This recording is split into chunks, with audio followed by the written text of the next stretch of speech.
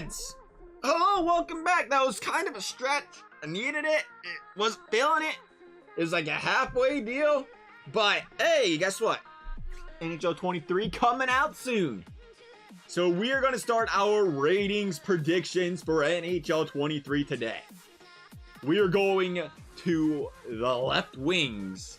A tough list this season too, by the way. Let me tell you what, there's some guys that are going to miss this list. Typically left wings recently, you feel like you got the 9 and 10 in the rankings and it's like, we'll see where EA goes here. This year, it's looking like a pretty formidable bunch, to say the least. Coming in at number 10, we have Chris Kreider. Now, Chris Kreider, let me be honest, I don't know where this guy's going to land on this list.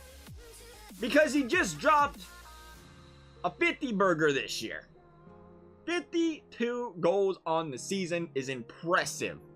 But Chris Kreider has also been in the league for a very long time, and we have, if you guys watch our previous rankings videos, if not, we'll remind you, EA is very big on players who've been in the league for a substantial amount of time, where they kind of have this image where they are who they are, as in EA sees them who they are if they've been in the league 8-9 years, and unless they do something substantial and super out of, you know, the ordinary for them, they typically keep their overall around that same range.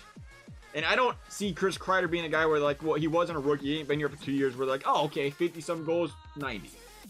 I do think they can upgrade him a little bit from years past, and I'm going to say Chris Kreider gets an 87 this year, maybe more. If you go based off last season, he deserves it. 87 for Kreider. Matthew Tkachuk, number 9. Now, Tkachuk's one of those guys who doesn't need to be an offensive juggernaut to make the top 10. Because he's got the defensive physicality, the defensive attributes, the defensive traits to push him into this rankings because of his defensive abilities. And as we know, the defensive abilities have gotten guys like Gabriel Landeskog in years past up here consistently before, you know, he's playing with guys like McKinnon, Rantanen in the years past that really helped boost his points and stuff. Guys like that making a top 10. Mark Stone, it really helped him out there before. I mean, Mark Stone's just a phenomenal player in general, but nonetheless, you know, defensive stats, whether they're elite defensive guys or not, the defensive stats help these guys get good ratings. But this season, we've seen the resurgence of the Calgary Flames on offense. 104 points out of Tkachuk. And honestly, I'm really interested to see where his overall is. We're giving him an 88. He can go from 88 to 90 here. Coming in at number 8, we have Jake Guentzel. Guentzel's going to be, again, an interesting name to come across here, because Guentzel, had it not been for injuries in 2019, a shortened 2021 season, this guy would have dropped 40 goals 4 straight seasons. That is not an easy feat by any stretch of the imagination. On the flip side of that, you're going to say, well, when you play with guys like Crosby and Malkin for 4 straight seasons, that's going to improve your chances of scoring 40 plus. But you still have to have the talent to put the puck in the back of the net. If it was that easy, every winger on the Penguins would be 40 goal scorers. But I do think that does factor into EA's decision a little bit, saying, well, let's base it on who he plays on, how many, you know, where do we rate him? We're going to put Guentzel at number 8. We're going to give him an 88 overall. This is an interesting one. Now, I want to hear your guys' thoughts on the Guentzel ratings if we could. Number 7, we got Kyle Connor. Kyle Connor's 111 goals these past 3 seasons is short to only Alex Ovechkin among left wingers. He's in pretty elite company, I think you could say there from a goal scoring perspective. He dropped, what, 40? We got this right here, is that right? 47 goals for Kyle Connor this year. Good for him. Kyle Connor is just, I feel like he's a quiet stud. I do. I guess because you got Shipley, Wheeler, and you once had Line over there. He just kind of hides in the cracks, but Kyle Connor's a really good player.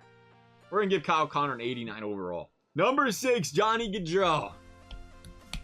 Johnny Gaudreau, at one point in time, a really, really good forward in this league. Then again, we talked about it with Tkachuk. These last couple seasons, Calgary's offense kind of, they regressed a little bit.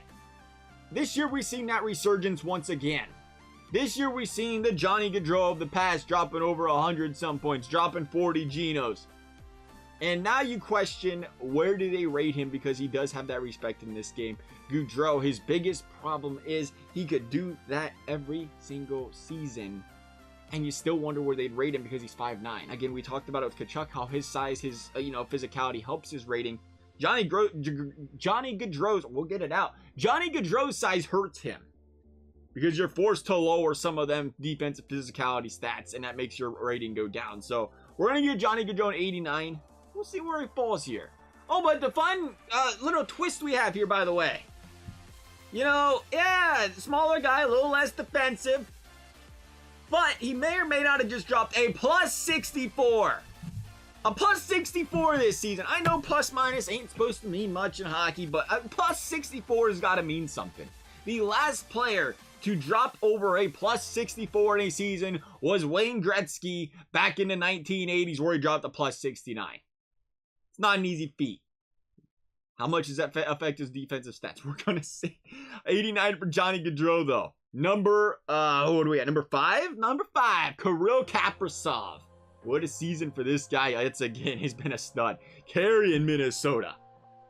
His 115 points this season, tied for first among left wingers.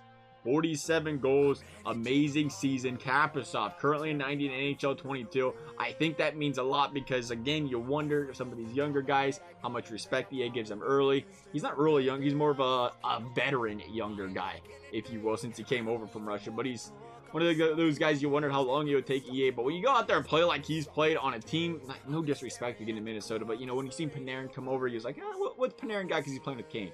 Kaprizov doesn't have that. Kaprizov's been the man of that team, putting up the points, playing well, helping those around him become better players.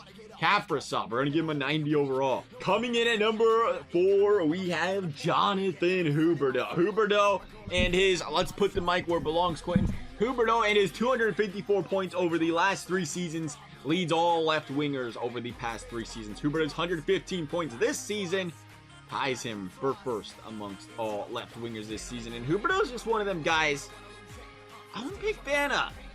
I don't know what it is. I just like just been a Jonathan Huberdeau guy for a long time. I know you get a lot of talk about Barkov over there. Just been the Huberdeau bandwagon fan, I guess. But Barkov, obviously, the more complete defensive player if you want to play that game, understandably. So, Huberdeau, though, guy's been a stud, quietly. Man's going to be a 91 this season, I think. Coming in at number 3 is Artemi Panarin. Originally, I was going to throw some stats at you. I don't really want to. Okay, I'll throw one. Just one stat, just for fun. His 1.34 points per game over the past 3 seasons leads all wingers, left wingers in said particular category. But I like to just look at the way this guy plays on the ice. He has been a guy that is just, he gives you elite center vibes because he plays around guys and makes them such better players. It doesn't matter who he plays with, he brings them up. He is an elite playmaker, one of the best playmakers in all of the NHL when it comes to setting players up, helping them get good scoring chances, and scoring himself. And the guy once again did that this season. I see 0 reason for Artemi Panarin to see a downgrade. Panarin's going to enter NHL 22 with a 9 or NHL 23 with a 91 overall.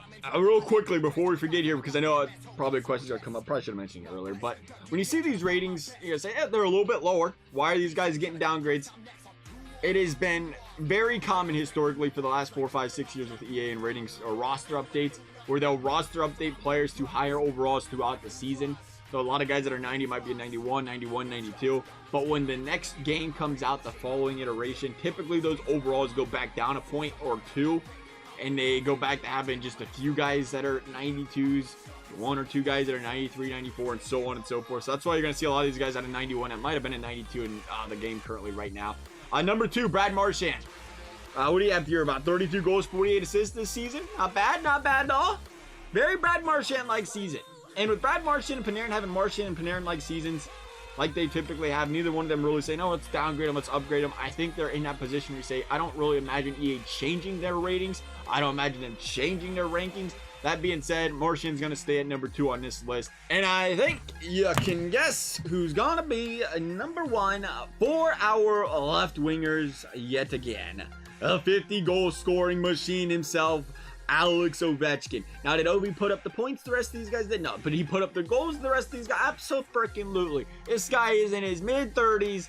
He's looking like he's just going to drop 40 Genos till he's 50 at this point. Or 50 Genos a year until he's 50. The guy's incredible. He's got the prestige of all prestige when it comes to wingers. He has been the number 1 ranked left winger for as long as I can remember in NHL video games. I don't imagine that changing in a season where he dropped 50 goals again this season. Alex Ovechkin is going to be our #1 ranked left wing for NHL 23. Would love to hear your guys' thoughts, your personal predictions as well for the ratings predictions. As always, that stuff fluctuates. We know it. We just do our best to predict them ourselves. As always, though, thank you guys for watching. We'll see you next time.